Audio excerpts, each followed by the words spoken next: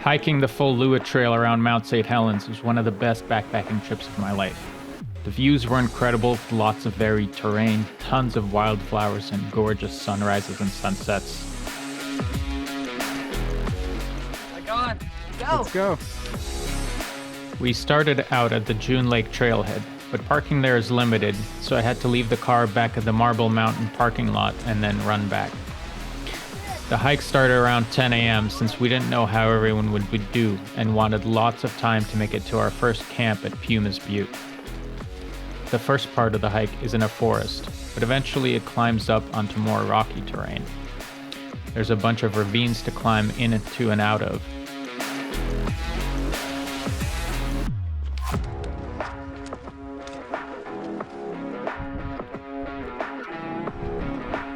The next section has some fantastic waterfalls with great views of St. Helens behind it. Make sure you're careful on this section so you don't drop things.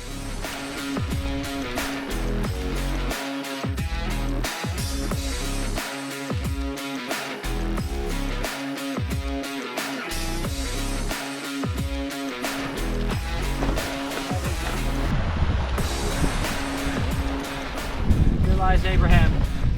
May he rest in many pieces. Eventually we made it to Puma's Butte, found a campsite, and made dinner. Afterwards it was still light out, so some of us climbed to the top of the butte, which had great views of the valleys around us.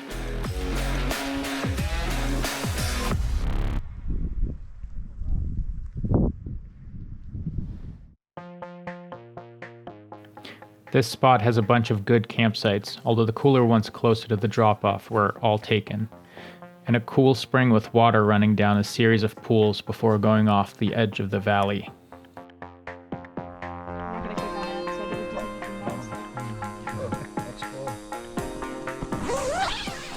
I and several other folks decided to sleep without tent flags, and then we woke up in the morning with wet sleeping bags.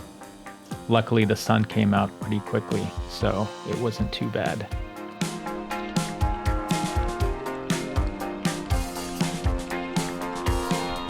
Contrary to other trip reports, the bugs were pretty bad and liked me most of all in the whole group.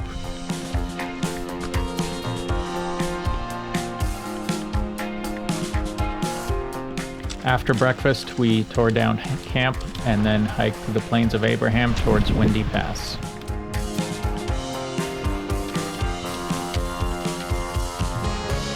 The bottom of the pass required some route finding, and the switchbacks were pretty steep. But we still had lots of energy when we made it up to the pass, so a bunch of scouts ended up taking a side trip up a little bit higher.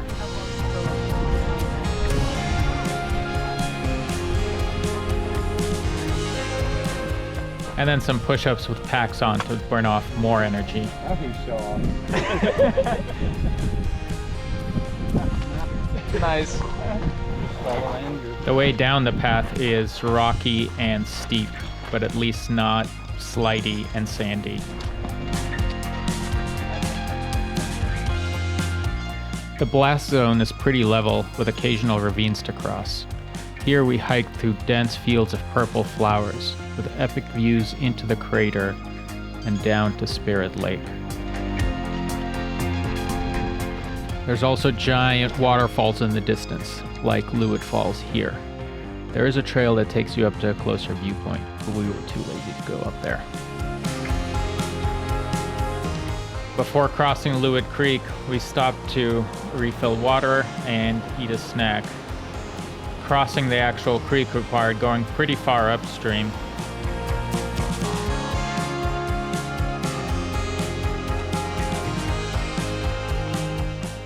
The next section had a ton of wild strawberry plants. These were small, but surprisingly very sweet.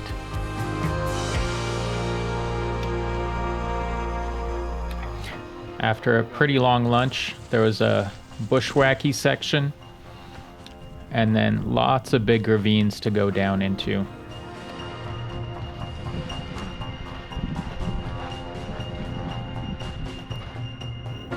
After a while, we got to the ridge overlooking the South Fork of the Toutle River.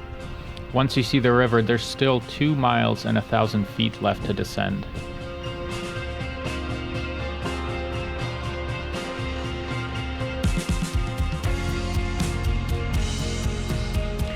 The last part requires scrambling down using a rope.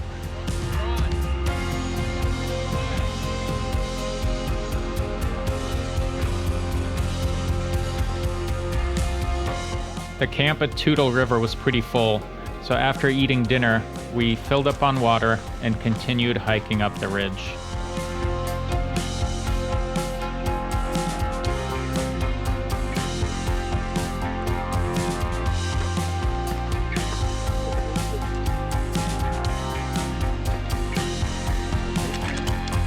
Oh yeah. There we go. Sweet. There's another one up there. There was a pretty big campsite in the trees right off the trail immediately after the big rock, so we set up there. The sunset was gorgeous, and the sunrise didn't disappoint either.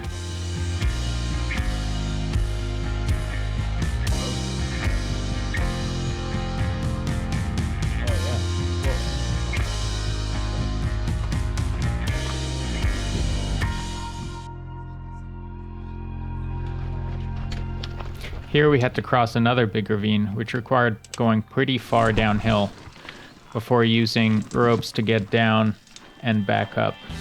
The rope here was actually mostly covered by rockfall.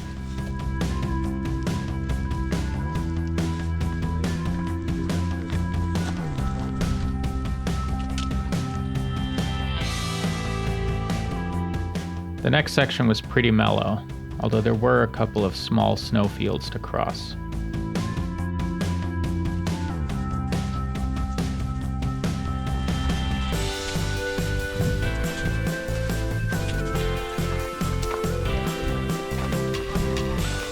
After passing Butte Camp, the trail enters a rocky section, so we took a short break here before continuing on.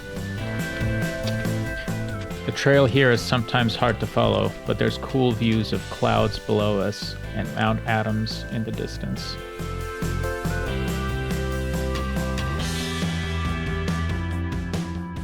Eventually we made it down to Swift Creek, where the trail meets the summer climbing route, and we ate lunch here.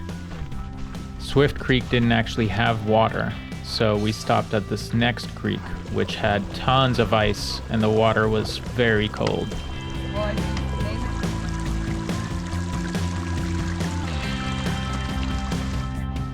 It was getting pretty hot at this point. Luckily, the next section is a steep downhill in a cool shady forest that eventually dropped us down to meet with the Warm Flows route at Chocolate Falls. We decided to stop here since we only had a short distance left and wanted another night of camping instead of driving back at night.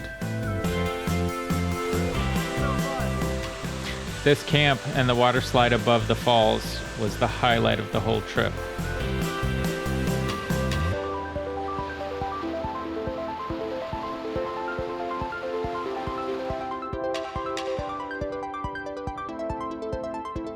How's dinner? Tasty.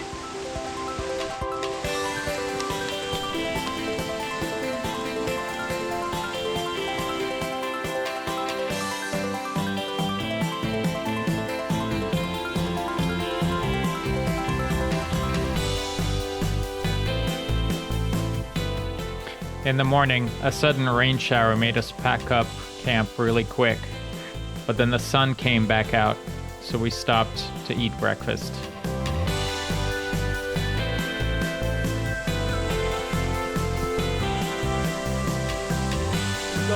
You get it? The last section of the Loowit Trail goes through a couple of sizable rock fields, with wooden posts marking the way.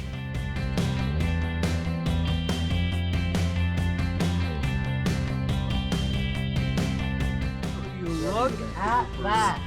Loowit Trail complete! After June Lake, we still had a couple of miles to go, so some of us decided to run back down to the trailhead. Then we had to go to the parking lot to actually pick up the car.